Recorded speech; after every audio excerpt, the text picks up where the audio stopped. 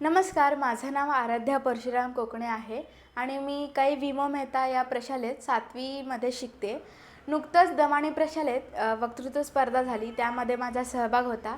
त्यामध्ये पर्यटन आनंदाचा ठेवा या विषयावर मी वक्तृत्व स्पर्धेत भाग घेतला होता.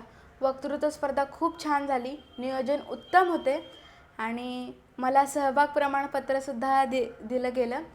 तर त्यामध्ये मी काय बोलले, पर्यटन आनंदाचा ठेवा या विषयावर मी तुम्हाला ऐकवते. नवीन गाव, नवीन माणसं, भाषेची ही गोडी, भटकंतीच्या सुखाला कशाचीच नाही तोडी. पर्यटन हा शब्द आता परवलीचा झाला आहे. या छोट्याशा शब्दात अख्खा जग सामावला आहे. अलीकडे सोशल मीडियामुळे पर्यटन हा शब्द प्रचलित झाला की काय असे तुम्हाला वाटत असेल, पण तसं मुळीच नाही आहे बरं का. पर्यटन हा शब्द खूप जुना आहे. अगदी पूर्वीपासून अनेक लोक या ना त्या कारणाने पर्यटन करत असतात. मग ते कामनिमित्त असो किंवा आनंदासाठी. फिरायला तर प्रत्येकालाच आवडतं. होय, विविध ठिकाणी फिरणं, तिथली संस्कृती पाहणं, मस्त स्थानिक जेवणावर ताव मारणं म्हणजेच पर्यटन बरं का. बॅग भरो निकाल पडो, नवे निसर्ग नव्या वाटा, सुखाचा प्रवास आनंदाचा साठा या टॅगलाईन घेऊन अनेक टूर कंपन्या पर्यटकांना आकर्षित करत असतात आणि आपल्या भारताची आर्थिक बाजू भक्कम करीत असतात. होय, पर्यटनामधून शासनाला पैसा मिळतो, अनेकांना रोजगार मिळते, दळणवळणाच्या साधनांमध्ये वाढ होते, एकंदरीत पर्यटकांना आनंद मिळतो. जसं मनःशांतीसाठी हसणं, रडणं, व्यक्त होणं हे गरजेचं आहे, तसं फिरणंही तितकंच महत्त्वाचं आहे. कारण त्याच कृती करून फिजिकली मेंटली आपण दमून जातो. म्हणून फिरण्याने आपण पुन्हा ताजेतवाने होतो. फिरायला कोणाला नाही आवडत? प्रत्येकालाच फिरणं आवडतं. मला तर प्रवास करायला खूप आवडतं, अगदी बॅग भरण्यापासून ते गाडीत बसेपर्यंत. प्रवासादरम्यान ती पळणारी झाडे, डोंगर, दरी, घाट, हिरवीगार कुरणं, थंडगार हवा, हळूच अंगाला बसणारी थंडी, धुके आणि सगळ्यात भारी म्हणजे तिथला रानमेवा. आपल्या महाराष्ट्राला तर भरपूर निसर्ग सौंदर्य लाभलेलं आहे आणि त्यातल्या त्यात सह्याद्रीची रांग म्हणजे प्रत्येक महाराष्ट्रीयन व्यक्तीच्या डोईवर खवलेला मानाचा तुरा होय. आणि त्या सह्याद्रीच्या कुशीत नांदणारं आपला कोकण आणि त्या कोकणाभोवती असणारी 720 किलोमीटरची अरबी समुद्राची किनार.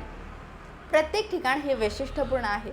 कोकणाच्या निसर्ग सौंदर्यावर अनेक कवींनी कविता रचल्या आहेत.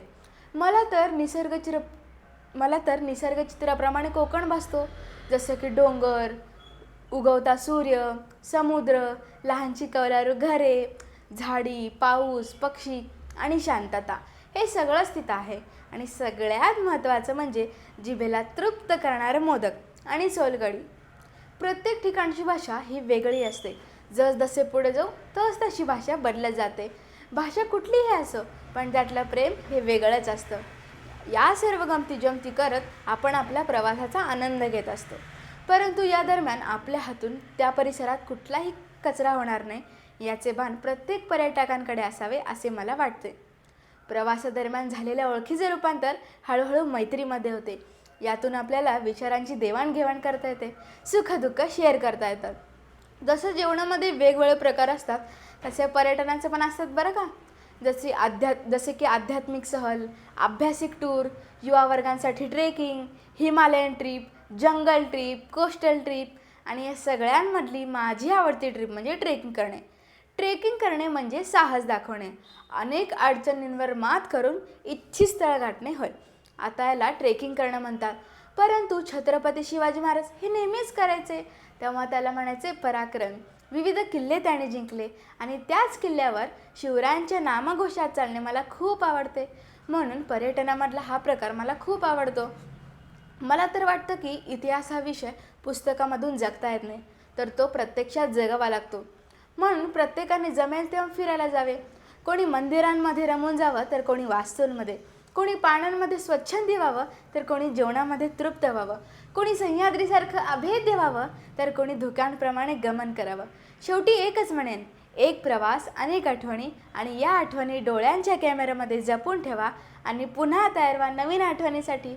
डोंगर माथ्यावरून येतो फेसाळता हा झरा, दिसतो सुंदर परी बिलंदर निसर्गपुत्र तो खरा. धन्यवाद.